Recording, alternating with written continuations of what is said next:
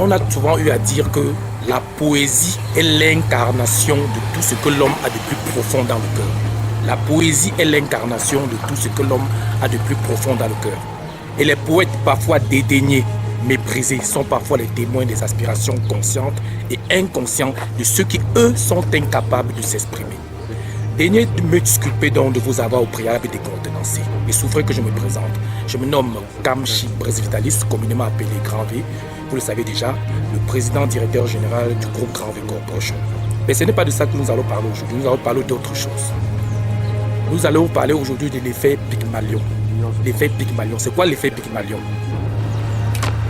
L'effet Pygmalion, l'effet Pygmalion. Vous voyez, c'est que l'influence des parents sur les enfants. Donc les enfants ont besoin d'être éduqués. Donc les parents ont une très grande responsabilité dans l'éducation de l'enfant. De 0 à 7 ans, de 0 à 7 ans, chaque parent devrait inculquer certaines valeurs aux enfants parce que le subconscient de l'enfant, à de 0 à 7 ans, l'enfant est en train de capter toutes les informations qui se trouvent autour de lui. Il pose des questions, il est curieux, etc. etc. L'effet Pygmalion, en fait, c'est que si on avait dit à Thomas Edison qu'il était un gars stupide, il ne va jamais devenir ce qu'il est devenu. L'histoire de Thomas Edison, c'est qu'à l'âge de 8 ans, Thomas Edison est incompris. Il pose trop de questions. On le trouve malade mental. Et l'enseignant lui donne une lettre de remettre à sa maman en lui disant que sa maman ne devait plus jamais ramener l'enfant à l'école parce que l'enfant est stupide. C'est une histoire incroyable. L'enfant rentre à la maison et remet la lettre à sa maman. L'enseignant remet la lettre à Thomas Edison de remettre à sa maman.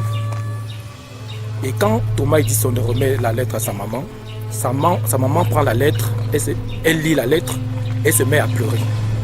Le petit enfant de 8 ans lui demande « Maman, pourquoi est-ce que tu pleures ?» La maman, au lieu de lui dire la vérité, elle lui dit plutôt que l'enseignant a dit que l'enfant est très intelligent, il est beaucoup plus grand et plus fort que sa classe. Et qu'il a besoin d'un enseignant plus chevronné pour l'enseigner. Parce que c'est un génie. C'est ce que sa maman a dit. Et sa maman lui a dit de ne plus jamais aller à l'école et qu'elle-même, elle va former son enfant. Quelques années plus tard, Thomas Edison, l'homme qui inventa l'ampoule électrique, est devenu un génie. Et après la mort de sa maman, quelques temps après, il a retrouvé la lettre et s'est mis à pleurer. Il a compris beaucoup de choses, ce qu'on appelle l'effet Pygmalion. Il a compris beaucoup de choses et il a écrit sur la lettre: cet enfant était stupide, cet enfant était incompris, cet enfant était un malade mental, on l'appelait un malade mental, pervers, tout ce qu'on pouvait raconter concernant cet enfant. Mais que l'enfant est devenu un génie grâce à sa maman. Sa maman avait cru en lui. Sa maman avait confiance en lui et il a réussi. Bon, cette histoire en fait me fait penser à quoi? Cette histoire en fait me fait penser à moi-même. Parce que cette histoire, quand je regarde cette histoire, elle me fait penser à moi, n'est-ce pas? Mon histoire, quand j'étais en 6e, en classe de 6e, j'étais pas bon en mathématiques. J'avais de très mauvaises notes en mathématiques. Et mon professeur de mathématiques, M. Lando, père à son âme, chaque fois, il prenait 50 000 francs à ma maman pour les répétitions. Il donnait 50 000 francs pour les répétitions.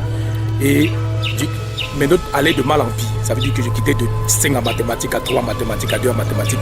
Un jour, il a dit qu'il ne peut plus récupérer l'argent de ma maman et que son enfant est stupide. Que son enfant, vraiment, c'est vraiment un malade mental aussi. Que c'est quelqu'un qui ne peut pas réussir dans sa vie. Et aujourd'hui, malheureusement, il n'est pas là pour voir ce que je suis devenu. Les mathématiques font partie de ma vie aujourd'hui. J'ai compris qu'avec les mathématiques, je suis devenu un grand mathématicien. J'ai appris à réaliser des choses, je suis devenu un chef d'entreprise. J'ai réalisé des prouesses. Vous le savez déjà à travers, puisque vous savez que la qualité de mon service, je ne fais pas de bruit. Ce sont mes réalisations, mes multiples réalisations qui font du bruit pour moi. Nous sommes ce que nous on pense. Nous sommes ce que nous pensons. Je pense ce que je dis. et je dis ce que je pense. Nous sommes ce que nous pensons. Donc notre subconscient ne comprend pas la différence entre le positif et le négatif. Donc quand nous faisons des affirmations positives, à la longue, votre subconscient va finir par retenir et vous allez devenir ce que vous pensez. Chacun naît en lui avec un don sacré. Il lui incombe de mettre ce don en valeur. Et quand vous mettez ce don en valeur, que vous puissiez servir et aider l'humanité à travers vos talents, vous comprenez ce que c'est que la loi du dharma ou le but de la vie. Donc, beaucoup de gens meurent sans connaître leur talent. Quel est votre talent? Quel est votre talent? Quand vous attaquez dans un domaine et que personne ne peut vous battre dans ce domaine-là, c'est lequel? Si vous ne savez pas, cherchez votre dharma. Cherchez votre dharma, le but de la vie. Ma mission, c'est de combattre mon devoir à vaincre à travers 3 éléments. La vérité qui fait très très mal, le pardon et enfin l'amour de soi.